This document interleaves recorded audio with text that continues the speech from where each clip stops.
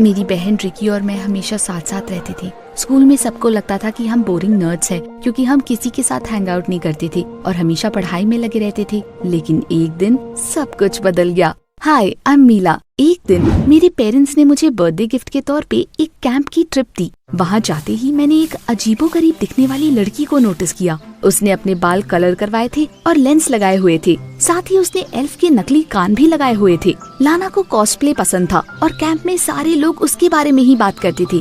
जल्दी ही मैंने देखा कि वो हर रोज सुबह के वक्त लेक के पास स्ट्रीम करती है। मैंने भी वहाँ पर उसी वक्त जाना शुरू कर दिया। मैं पढ़ने का नाटक करते हुए उसे चोरी से देखती रहती थी। लाना बहुत अजीब थी। एक दिन एक आवारा कुत्ता कैंप में घुस आया। लाना स्ट्रीम कर रही थी और तभी वो दौड़ के उसके पास चला गया और घूरने लगा। लाना बिल्कुल फ्रीज हो गई और डर के मारे उसे घूरने लगी। मैं हमेशा से जानवरों के साथ अच्छी थी और मैंने उसकी हेल्प करने का फैसला किया। मैं लाना के सामने जाकर खड़ी हो गई और कुत्ते को शांत करना शुरू कर दिया। वो घूरना बंद करके अपनी पूंछ हिलाते हुए वहाँ से भाग गया। Thank you so much. मुझे हमेशा से कुत्तों से बहुत डर लगता है। लाना ने अचानक देखा कि वो अभी भी स्ट्रीम कर रही थी। ऑडियंस ने मुझे और उस कुत्ते को देख लिया था। लाना ने तुरंत मुझे उसकी सेवियर के रूप में इंट्रोड्यूस करवाया। मैं बहुत एम्बैरेस फील कर रही थी, लेकिन उसके सब्सक्राइबर्स ने अचानक कमेंट करना शुरू कर दिया कि मैं बहुत क्यूट लगती हूँ। लाना ने अपना फोन बंद कर दिया और धीरे धीरे मुझे ऊपर से नीचे तक देखने लगी और फिर उसने कुछ ऐसा सजेस्ट किया जिसकी मुझे बिल्कुल भी उम्मीद नहीं थी। Do you want to become a cosplayer? क्या? वो क्या बोल रही थी? कम ऑन, ये इम्पॉसिबल है। मैं तो बिल्कुल भी सुंदर नहीं हूँ। लाना ने मुझे बड़ी हैरानी से देखा और कहा कि मैं बिल्कुल डॉल जैसी दिखती हूँ और मुझे बस खुद को प्रेजेंट करना सीखना है। उसने मुझे अपने रूम में बुलाया और मेरे लिए कुछ आउटफिट्स पिक किए। उसके बाद उसने मेरा मेकअप किया, मुझे विग दिया और फिर मैं तो खुद को मिरर में पहचान भी नहीं पा रही थी। क्या वो सचमुच मैं थी? उसके बाद लाना ने मुझे एक नया इंस्टाग्राम अकाउंट बनाने और वहाँ अपने नए लुक की फोटोज को पोस्ट करने के लिए कन्विंस किया। शाम को मैंने रिकी को कॉल करके हमेशा की तरह उसे सब कुछ बता दिया। मुझे लगा कि मेरी बहन मुझे सपोर्ट करेगी, लेकिन पता नहीं क्यों वो नाराज हो गई। उसने कहा कि कॉस्प्ले मेरे लिए अच्छा नहीं है और उसके बजाय मुझे किसी साइंटिफिक प्रोजेक्ट के बारे में सोचना चाहिए जो हम हॉलिडेज के बाद कर सकते हैं। उसकी बातें सुनकर मैं काफी अपसेट हो गई। During the rest of the time in the camp, it wasn't just my appearance that changed, but also how I felt about myself. मुझे इंस्टाग्राम पर बहुत सारे कॉम्प्लीमेंट्स मिलते थे और फिर मैंने पॉपुलर बनने का फैसला किया। जब मैं घर वापस गई तो बिल्कुल अलग इंसान बन गई थी।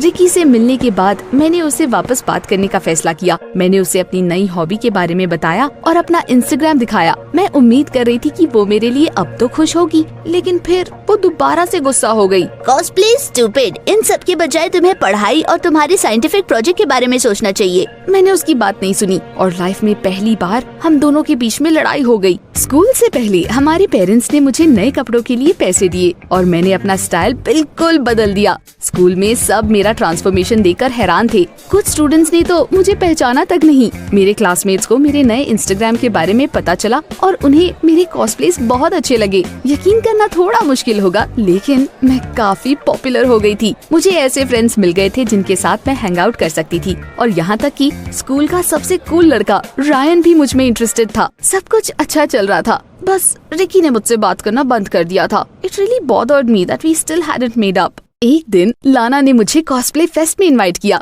मैंने अपनी बहन के साथ लड़ाई खत्म करने का सोचा और उसे भी मेरे साथ चलने के लिए बोला। उस वक्त रिकी अपने साइंस प्रोजेक्ट पर काम कर रही थी और उसने मुझे देखा तक नहीं। Why don't you want me to be more beautiful and successful? तुम मेरे लिए खुश क्यों नहीं हो सकती? यहाँ से चली जाओ और मुझे पढ़ने दो। शुरू में मैं काफी अपसेट थी और फिर मुझे गुस्सा आ गया। All right then, let her stay alone at home. Fest में मैं बहुत सारे कॉस्प्लेस फैन से मिली और हमें बहुत मजा आया। शाम को आखिर में होस्ट ने अनाउंस किया कि एक हफ्ते में बेस्ट कॉस्प्ले के लिए कॉन्टेस्ट रखा जाने वाला है। The winner would get to be on the cover of a cool magazine. Of course लाना और मैं उसमें पार्टिसिपेट करने वाले थे। उसके बॉयफ्रेंड डिकिंसन को फोटोग्राफी का शौक था। वो लाना के लिए कंटेंट बनाता था और उसने कहा कि वो मेरी भी हेल्प करेगा। मुझे समझ नहीं आ रहा था कि मैं कौन सा लुक चूज करूं, लेकिन तभी डिकिंसन के दिमाग में एक कूल आइडिया आया। लाना, you said you were good with animals. Maybe तुम उसे यूज कर सकती हो। मैंने इसके बारे में थोड़ा सा सोचा, ऑनलाइन सर्च किया और एक अनयूजुअल एनिम कैरेक्टर को चूज कर लिया। मैं जो करना चाहती थी उसके लिए मुझे एक सांप की जरूरत थी, इसलिए मैंने एक पेट स्टोर जाकर उसे किराए पर ले लिया। उसके बाद मैंने कॉस्ट्यूम खरीदा और कई दिन तक उस पर काम किया।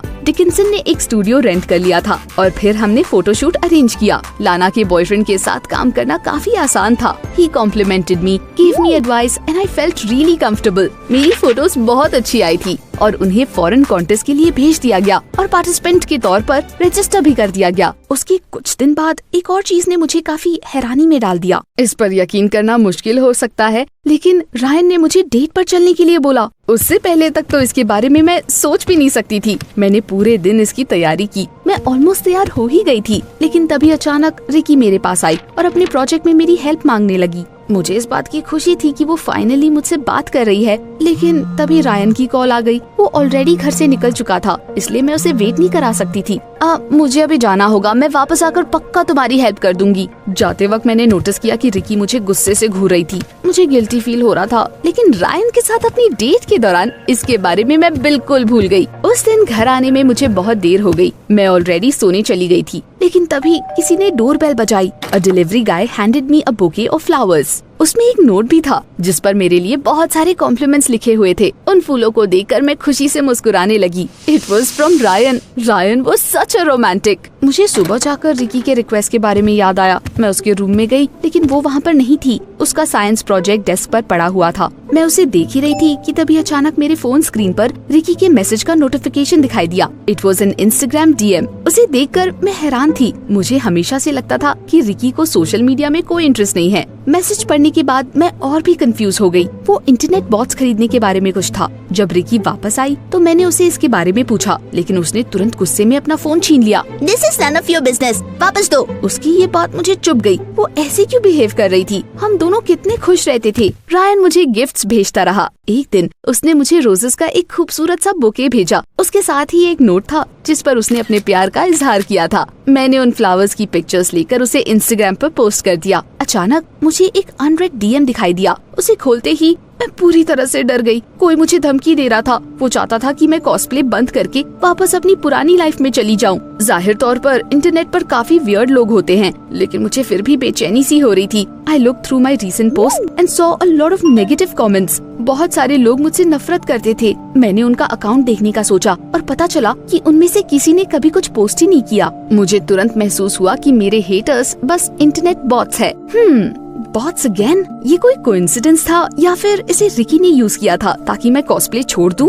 डैम इट, उसने अब हद पार कर दी थी। मुझे बहुत गुस्सा आया और मैं इसका पता लगाने के लिए रिकी के पास गई। उसने कहा कि उसने वैसा कुछ नहीं किया, लेकिन मुझे उस पर यकीन बिल्कुल भी नहीं था। मुझे बहुत रोना आ रहा था और मैंने उस पर अपनी सारी भड़ास निकाल दी। तुमने पूरी लाइफ मुझे दबाया और कंट्रोल किया है। मैं तुम्हारी परछाई बन के रहती थी और अब जब मुझे खुद के इंटरेस्ट मिल गए हैं और मैं पॉपुलर हो गई हूँ, ये तुमसे बर्दाश्त नहीं हो रहा है। रिकी ने कुछ भी नहीं बोला और मैं उसके रूम से भागकर बाहर चली गई। जल्दी ही कॉन्टेस्ट का दिन आ गया। सारे पार्टिसिपेंट्स को स्टेज पर जाकर भीड़ को अपना कॉस्ट्यूम दिखाना था। I was so nervous। मुझसे घर पर रुककर वेट नहीं किया जा रहा था, इसलिए मैंने वहाँ पर पहले जाने का सोचा। मॉरल सपोर्ट के लिए मैंने रायन को भी वहाँ पर इनवाइट किया। अभी तक वहाँ लॉकर रूम में कोई भी नहीं था। मैंने ध्यान से सारी चीजें निकाली और लॉकर में अपना कॉस्ट्यूम टांग दिया। I was so proud of it। उसे पहनकर मैं बिल्कुल उस एनिमे कैरेक्टर की तरह लगती थी जिसे मैंने चुना था। लगभग आधे घंटे बाद मुझे पेट स्टोर से कॉल आई। उन्होंने कहा कि मुझे अपना सांप ले जाना है। मैं उसके लिए बाहर गई, लेकिन जब मैं वहाँ पर जा रही थी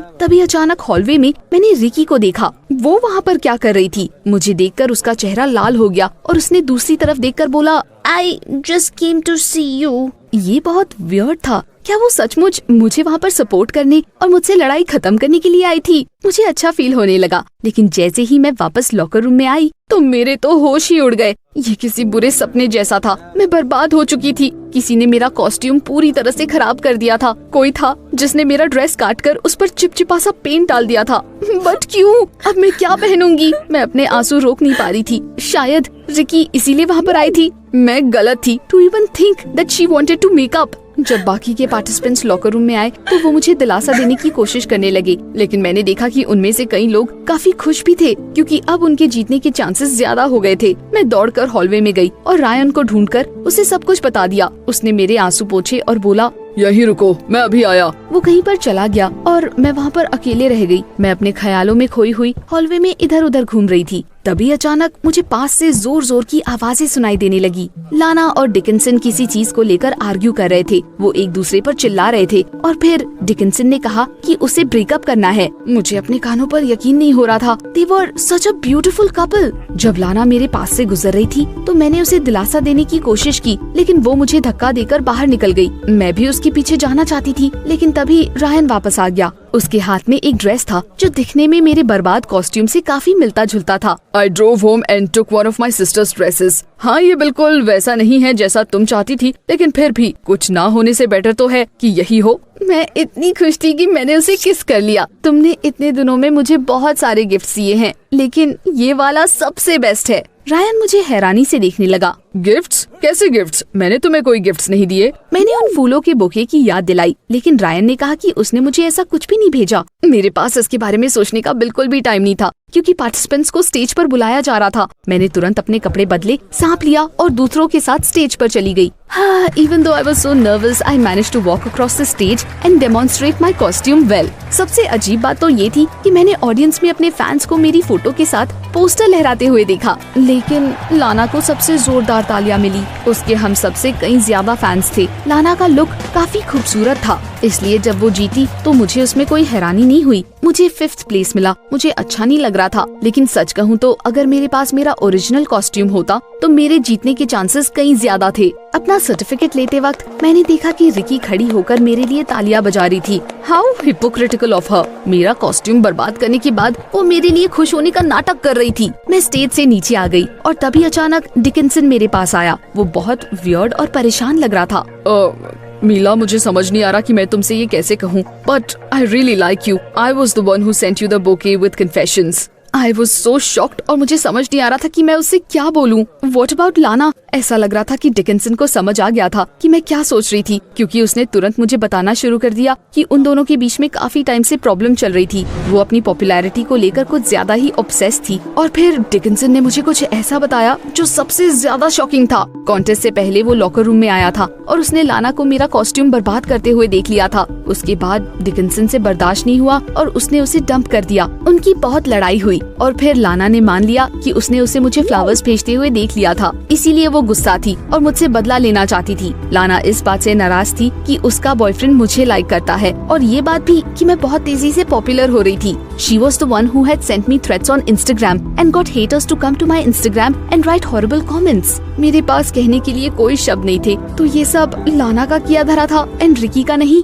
मिला, तुम बहुत अच्छी हो। मुझे पता है कि ये सब बहुत अचानक से हो रहा है, बट लेट्स डेट। रायन ने अचानक आकर मेरे कंधे पर अपना हाथ रख दिया। मैंने डिकिंसन से माफी मांगी और कहा कि मेरा पहले से एक बॉयफ्रेंड है। सच कहूँ तो मैं लाना को समझ सकती थी, लेकिन ये साफ था कि अब हम फ्रेंड्स नहीं रह सकते थे। इतने सारे लोगों की भीड़ में होने के बावजूद मैं अचानक खुद को बहुत अकेला फील कर रही थी। मैंने खुद को बदल दिया था और पॉपुलर बन गई थी, लेकिन क्या मैं खुश थी? मुझे अचानक याद आया कि रिकी के साथ हैंग आउट करना मुझे कितना अच्छा लगता था। उसी वक्त मैंने उसे हॉल से बाहर निकलते हुए देखा। मैं तुरंत उसके पास गई और वॉक पर चलने के लिए बोला। फाइनली हमारे बीच एक नॉर्मल कॉन्वर्सेशन हुई और रिकी ने माना कि वो गलत थी। वैसे तुमने सही कहा था, हम दोनों हमेशा साथ साथ रहते थे और दोनों अनअट्रैक्टिव थे। मुझे वैसे ही रहने की आदत पड़ चुकी थी, लेकिन फिर तुम बदल गई और पॉपुलर बन गई। मुझे तुमसे जलन होने लगी थी। That is why I was so angry। और जहाँ तक Instagram bots की बात है, to be honest, I created an account and tried to use them to get more subscribers। मैं साबित करना चाहती थी कि मैं भी सक्सेसफुल बन सकती हूँ। I was so happy that we made up। मैंने अगले कुछ हफ्तों तक रिकी का साइंस प्रोजेक्ट खत्म करने में उसकी हेल्प की। उसकी वजह से मेरे पास इंस्टाग्राम के लिए लगभग बिल्कुल भी टाइम नहीं बचा था और कई लोगों ने मुझे अनसब्सक्राइब कर दिया था। लेकिन पता है क्या, उसकी वजह से मैं बिल्कुल भी अपसेट नहीं थी। I realized that I wanted to continue doing cosplay for fun and not for fame। जल्दी ही स्कूल में भी मेरी पॉपुलैरिटी बिल्कुल खत्म हो गई। मुझे इसकी कोई परवाह नहीं थी, लेकिन रायन को थी। हमारे बीच बहुत लड़ाइयाँ होने लगी। वो मुझे रिकी की याद दिलाता था। He was trying to push boundaries, control me and tell me what to do। वो चाहता था कि मेरे पास फिर से बहुत सारे सब्सक्राइबर्स आ जाए। आखिर में मैं इन सब से तंग आ गई और मैंने उससे ब्रेकअप करने का सोच लिया। रायन बिल्कुल शॉक था। What? You are dumping me? Me?